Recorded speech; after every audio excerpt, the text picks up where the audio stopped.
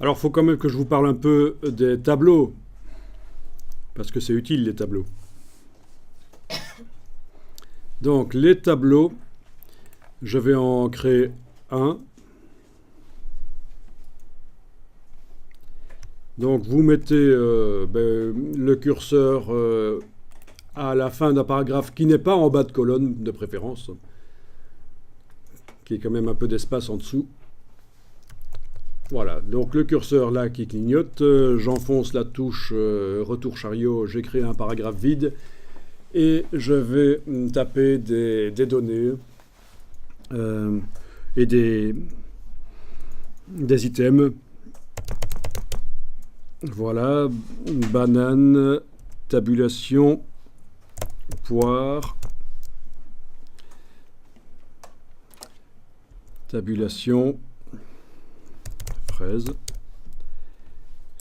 et à nouveau touche entrée, et je vais indiquer des valeurs, tabulation,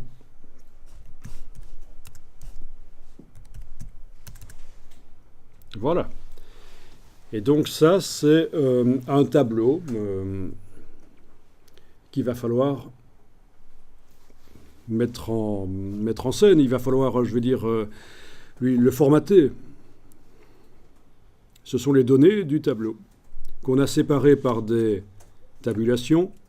Enfin, les données sur la même ligne sont séparées par des tabulations et pour passer à la ligne suivante, c'est un retour chariot. Oui, les tabulations, pour pouvoir les aligner, il faudra aller dans le tableau des tabulations au menu texte, texte tabulation. Mais ce n'est pas le sujet ici parce qu'en fait, on va passer par un système de tableaux, nous. Alors, je vais sélectionner la totalité des choses ici et demander tableau, convertir le texte en tableau. Donc, vous devez sélectionner la totalité de ce qui va constituer le tableau, y compris les balises de fin de paragraphe. Comme ça, donc. Et aller dans le menu tableau, convertir le texte en tableau. Et vous avez une boîte pour convertir et on vous dit tiens, les colonnes sont séparées par quoi? Des tabulations. Ça pourrait aussi être séparé par des virgules ou par des balises de fin de paragraphe. Mais la plupart du temps, c'est ce qu'il faut, des tabulations. Les lignes, pour passer à la ligne suivante, c'est quoi? La plupart du temps, on utilise des paragraphes. Voilà, donc vous cliquez sur OK et vous avez votre tableau. Ah oui, il y a des cellules en trop que je peux sélectionner, clic droit, supprimer ligne. Voilà. Est-ce que ça a fonctionné? Oui. Comment je peux faire?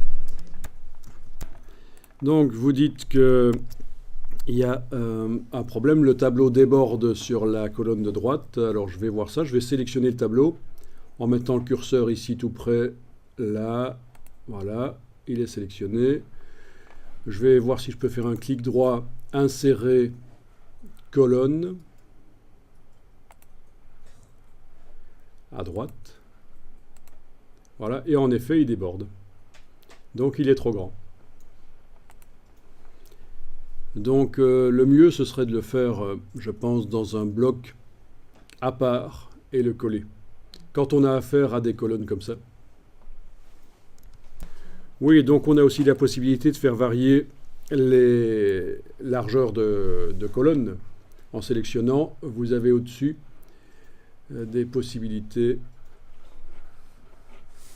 ici. Largeur. Vous avez possibilité d'influencer la largeur. Donc c'est un panneau contextuel qui vous permet aussi notamment de centrer verticalement le contenu des cellules grâce à ça.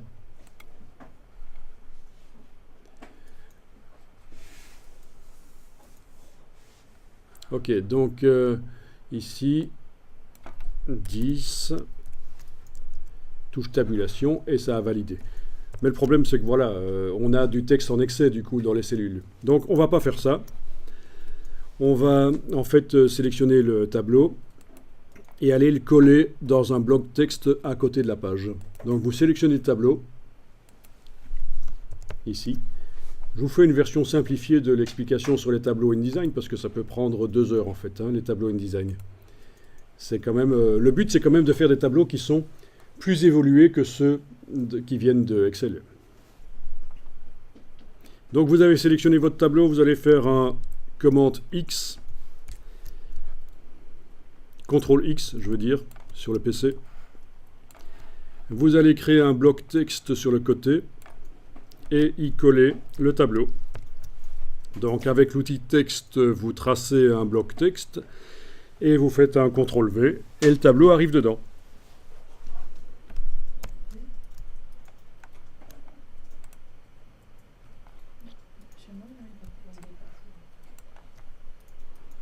Il dépasse de ton bloc texte, ben le bloc texte, tu l'agrandis à ce moment-là avec la poignée et la flèche noire.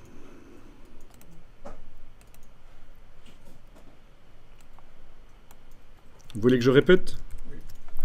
Donc sur le côté de la page, vous prenez l'outil texte,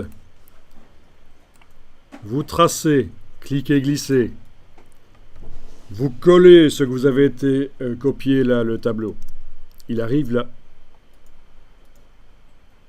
Alors ce qui serait bien, c'est avec la flèche noire, double-cliquer sur la poignée en bas à droite, comme ça, le bloc englobe le tableau.